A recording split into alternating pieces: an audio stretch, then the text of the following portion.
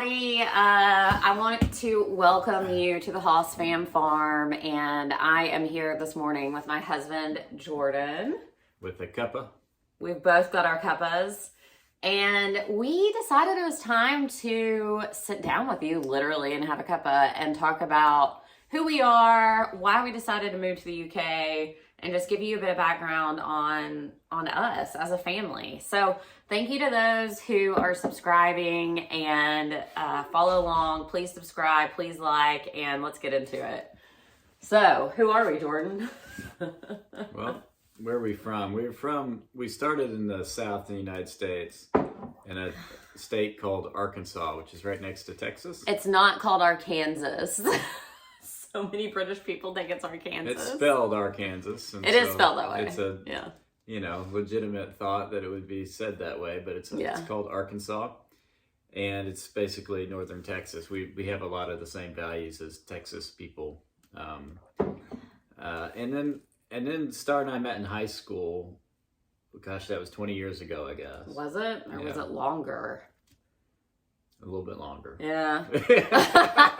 We're old. We're actually at the point right now where every year with our anniversary, we're both like, what year is this?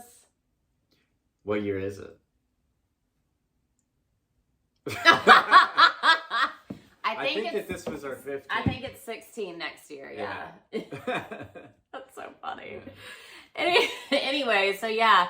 So I was born in Little Rock, Arkansas. I'm, born, bred, raised.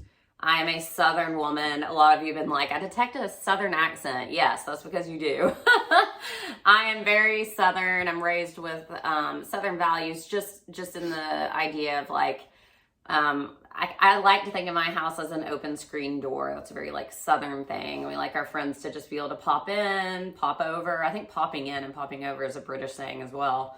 But my grandmother is someone who's just so warm and like always has something cooking, which we're getting the Argo lit up next week. I'm really excited. And so in my like brain, I'm like, I'm going to always have like cornbread cooking or something amazing, But this guy was not born in Arkansas. You were born in. I've been all through the United States, but I lived most of my childhood in Arkansas, and then anyway, Arkansas is interesting in that, and I think a lot of places are like this, or a lot of people are like this, but you can get stuck. You wouldn't believe what's going on outside right now. So one of our sheep just upturned a table. Trying to scratch its back. I'm sorry. That was super distracting. We have 3 sheep, if you don't know. So yeah, we're starting our farm. We'll introduce you to our family farm here later in a different episode. But that was crazy. I wish I had a camera facing that direction. Anyway, I think one thing that we wanted to talk about is just our general experience of moving. Period. Yeah. And before we moved to England, which was a big transition for us. Yeah. We moved from Arkansas to Alaska. Yeah. And Arkansas is one of the most southern states, and Alaska is the most northern state by far. Yeah. And the biggest state by far. Yeah. A lot of people think it's Texas. It's Alaska. So, Starre had a lot of trepidation. She was born and raised in the same area. And a lot of our friends, kind of grow up. I would say most of our friends probably stay. 99.9% are in Arkansas. Oh, well, there you go. 99.9. I don't know if it's that high, but I think it's pretty dang high. But it's really true to say that like people can get stuck where they're used to and comfortable with, even though a lot of those people in the 99% didn't necessarily love Arkansas. And that's not a bad thing. Like if that's what you want, like, we completely respect that. I mean, I think of course the downside is like we're missing, cherished moments with loved ones. That's a trade-off, and we'll get into that. But to Jordan's point, what we are trying to speak to is just it's incredibly hard in our eyes to pick up from where you've been born and lived your whole life. So I'm 36. So we moved when I was 33, and it just felt like such an upheaval to accomplish. It was really hard for Starre. And then I think we moved to Alaska in a very remote area of Alaska. and it was, I think, a wonderful experience. Yeah, it was great. And so it was sort of this successful experiment about moving in general. And I think that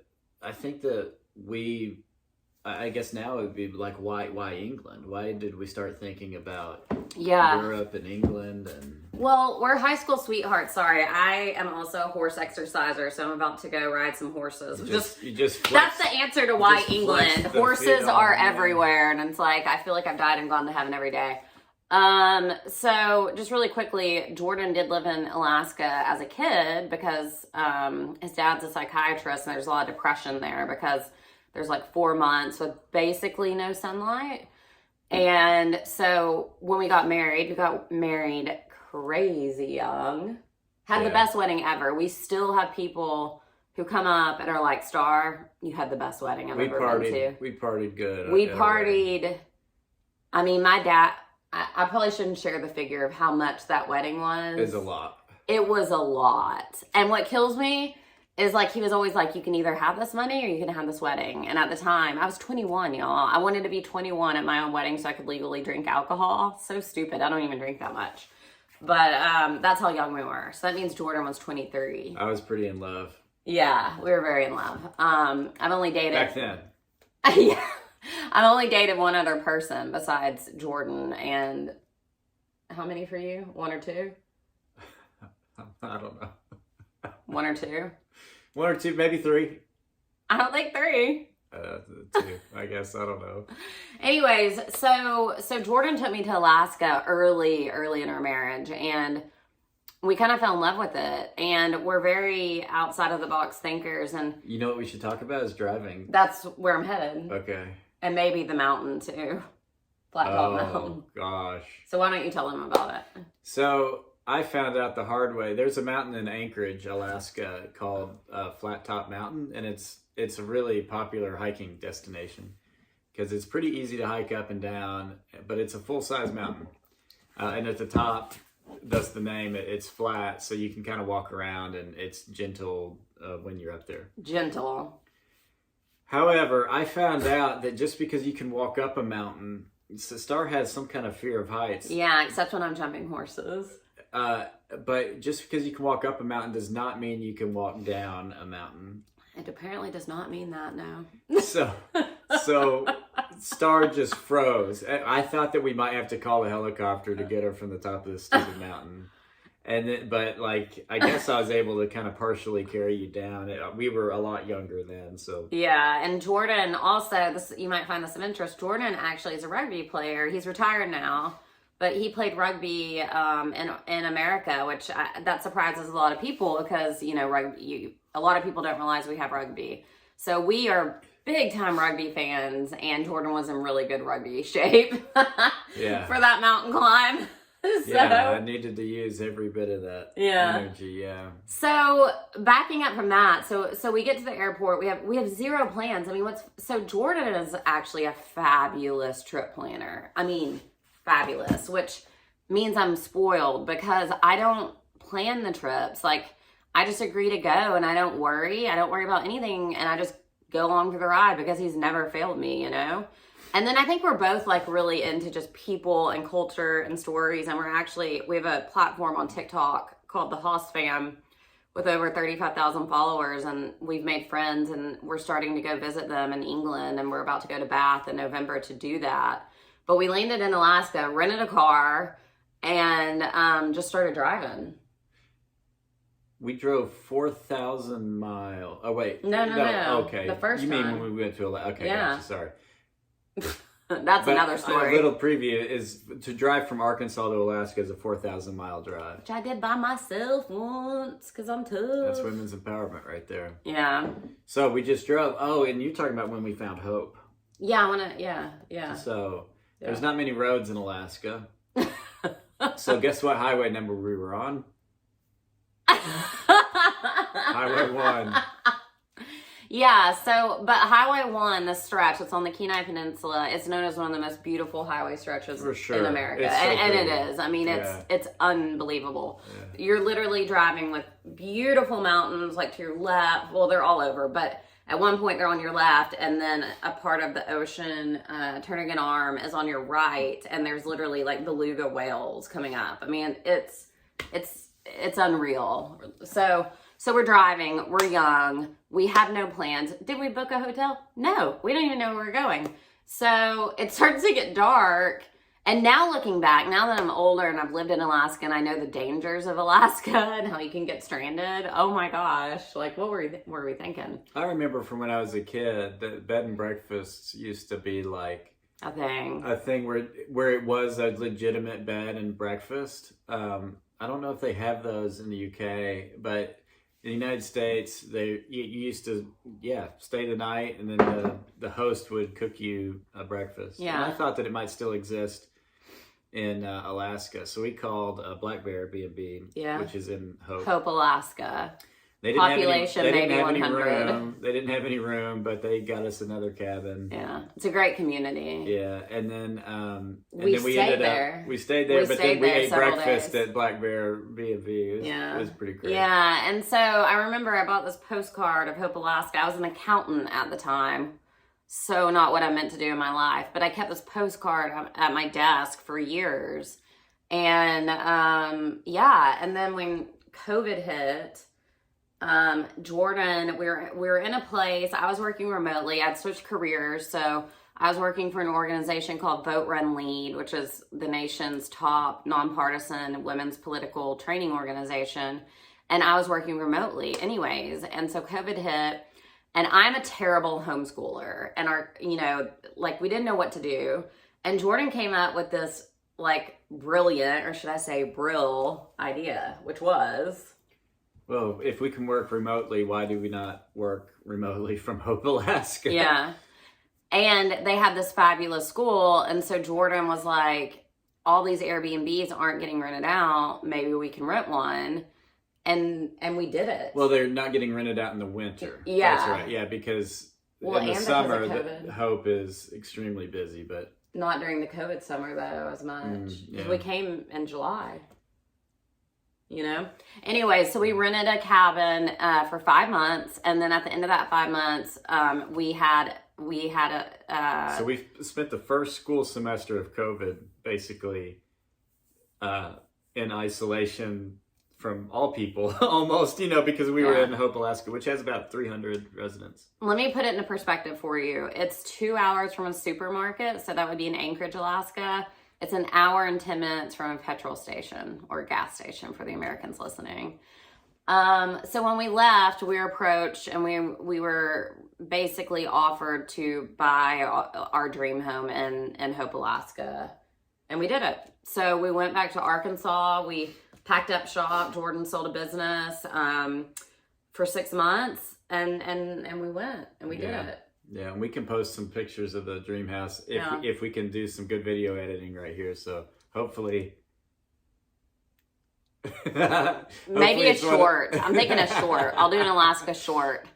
So just to switch back over, now let's talk about the UK and what brought us to the UK when we had this honestly really happy life in Alaska. We have 2 daughters, and they're 10 and 12 years old right now. Yeah. Ella and Scarlett. I was 22 and 24, 23 and 25 when they were born. We were very young parents is what I'm getting at. We are very young parents. I'm 36, Jordan's 38. We are so not old.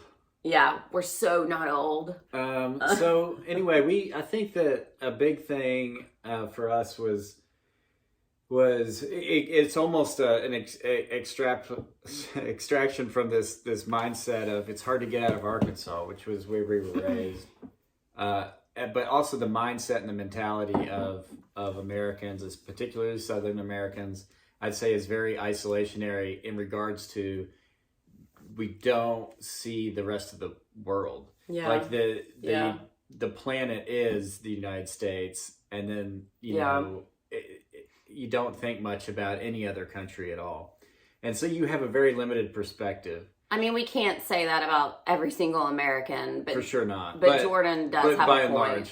Large. yeah. And so I think that we were really interested in getting perspective ourselves, but especially interested in doing that and seeing other cultures with our kids and letting them experience different cultures to figure out what they, you know, believe and see it as the foundation of their, you know, beliefs. The way I look at it is, I think you hear parents, or I think this is a common saying or something like, you know, I want to give my kids the world. Well, we literally want to give our kids the world. And what that means to us, like Jordan just said, is a global perspective. So I don't want them to just be in Arkansas, and I don't want them to just be in Alaska, and I don't want them to just be in the United States of America. And so that really, it's really been on our goal sheet for 15 years to move abroad at some point. And so I ended up, my career came to a point, to a crossroad really. And I decided that I thought a PhD would be a good idea. And, you know, I talked to Jordan one night, we were in bed, and I was like, what if I got a PhD in England? Literally. Said, sure, let's do it. You know? I'm really lucky. Jordan doesn't hold me back or anything like that. And you might think that's a weird comment to make, but I think especially in our culture in the South, I've seen women held back by their spouses. And, you know, once again, that certainly doesn't happen in every household at all. But I work with women, and I'm just really lucky to have a husband that is so supportive, because there were so many times, and I'm like, I can't do this. Like, what people don't know is... It was a lot like her climbing down a mountain. Yeah. It was like, I want to climb down here. I'm like, okay, let's climb down the mountain. And she's like... Jordan's my biggest cheerleader. So, like, people see me, like, do these, what they say are amazing things. So... Just to back up, so a part of this is Jordan's the planner, right? Thank God he's the planner. So I get into Warwick University, and we had lived in Mexico for a few months prior in the summer before, and this winter we mainly stayed in Alaska. I got seasonal depression, and I was like, if I get into Warwick or not, I can't be here during the winter. So I knew I would do something, but I really wanted to get into work uni, which luckily I did. Now, the catch-22 of that is school started for me October 10th of last year, 2023. And Ella, my oldest daughter, who's now 12, she was 11. She was too late to take the 11 plus exam. And he's going to get the corgi to let her in. There we go. We have lots of dogs. We're dog people. And so Jordan comes up with this idea, which once again, I'm like, what? So tell him about your idea. What was my idea? About me and Ella. Oh goodness. Yeah, so there was basically 2 months that you and Ella lived here before Scarlett and I were able to move. Yeah. So we left, me and Ella, 2 months prior. If you follow our TikTok channel, that whole journey is there. Yeah. And it was so hard. It was like the hardest, most inspiring, most challenging, most bravest, most proud of, most scary thing like I've ever done in my life. No. And I really also underestimated like the transition of being an immigrant and how that works emotionally and mentally, and just like the time it takes to adjust, because it takes a lot of time, you know? And so then Jordan and Scarlett moved here December 4th. So yeah. So why did we decide to move to the UK? Well, we just said that is for perspective and our kids. I think there's a safety factor too for the children. Huge safety factor, yeah. And then, you know, I think that our thought is that the education system is better here. So far, I think it's probably the same. But we had a really good school in Hope, Alaska, like a really good school for the kids. But you know, the kids are in really good schools here. I think the universities system in England is probably world class. Yeah. So you know and it's shorter timelines, which I really like. Like a bachelor's degree here instead of 4 years is 3, and a master's here instead of 2 years is 1, and a PhD full time is like honestly like 3 years, where it's like 5 to 5 in America probably. So I like that a lot. also, I'm really into food and food processing, and like an extra bonus, I've got my milk bottle. So there's actually a milk delivery service here, which just like blows my mind as an American every time we get it. And just the food, the health differences. And that's from Milk and More. It's a company called Milk and More. But yeah, it's a literal milkman. Yeah, and you know, it's just all the chemicals that are in American food. I'm so happy to like not have Emmy anymore. Like So I do challenge this a little bit because it's not like there's none. And I think that I actually think that England is sort of at risk of having an American type of food system. Maybe. Yeah, getting more processed food. But it's certainly like if you were just to compare apples to apples, it's like way better than the United States. Way more organic, way more fresh, way less processed here in England than the United States, and we feel pretty good about that. Yeah. Stop, Gold. So with that, that's just a bit of an introduction of who we are, why we're here. There's so much to share with all of you. Is there anything else that we should share for this video? Look, I got a list. Hold on. Okay. We have a list. A moment of your time. Let's see. Oh, I was just going to say that I'm also someone, even though we're going to talk a lot about the pros and cons in these videos of the United States versus what we like, what we don't England, our reactions. I love freedom. I love fireworks. You know, I've shot guns with people. I've ridden boats and jet skis. And like done all these crazy American things that are just like stupid American things. But like I do want to kind of qualify myself with I absolutely enjoy that crap, you know. And so when you get to know us a little bit better, you enjoy guns. We have guns. Well, we've had guns for self-defense in Alaska, but you don't go and shoot guns. Like, your dad's a big hunter, but you've never really been. You don't think I've ever shot guns? No. I know you've shot guns. I have too, but like in hunting. In hunting. No, we've done more than that. Like at a shooting range? You've been to a shooting range? I went with your cousin to a shooting range at his bachelor party. Which cousin? I have a lot of cousins. So anyway, Yeah, no, that's cool. I'm glad that Jordan's sharing. This is my golden retriever, Rosie. No, okay, so what else is on your list? Because that was good. That's good. That's important. Well, I guess I was just going to say that the sort of the fun that you can have in a country that has less regulations. For example, I was wanting to go rafting in the Avon River, and I found out that you need to get a license for that. Yeah. And to an American, that seems just bananas. It seems bizarre because I would love to call my friends on a given weekend and go rafting and not ask for permission from the government to do so.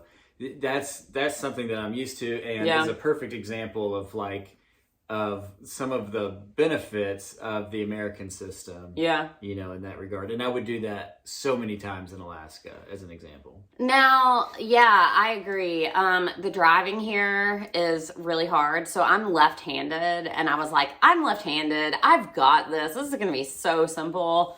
It was not. It took me way longer to get used to driving on the left side of the road. And all the roundabouts are not normal for the U.S. We're like straight lines, right? One year in, and I'm still having trouble at roundabouts. Yeah. And so that's that's a whole nother video. I would also say, though, that this country has been incredible to us. So, for example, I've plugged into the community really quickly. I was really lucky to make friends from all over. So, number one, I made my mom friends at the girls' school, and they're just like amazing to me. We made neighbor friends, part of the family now. I made the Warwick equestrian team. Now I'm the oldest one by far, but that's another community that I have. And the people here have been so generous and so kind. And then we're plugged in at a church, and they're amazing as well.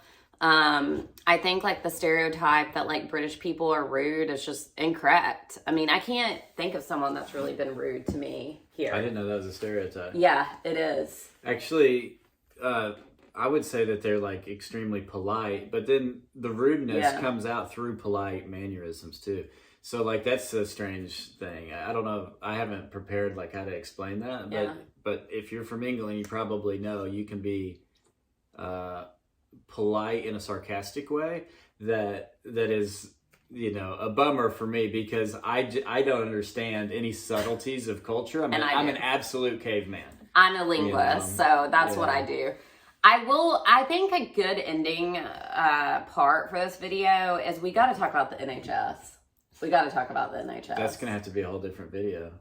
Now can I point? Can I be like, watch this video for NHS? I've always wanted to do this. I got to do the icon. I'm learning how to edit. I'm brand new. If y'all subscribe, maybe I can get... It might become up. This might become the next video. What we think... Right what we think about the NHS next. Yeah. Please subscribe. We're almost at 1,000 subscribers, and once we do that, I might can afford real YouTube equipment, which means we can make all these awesome videos.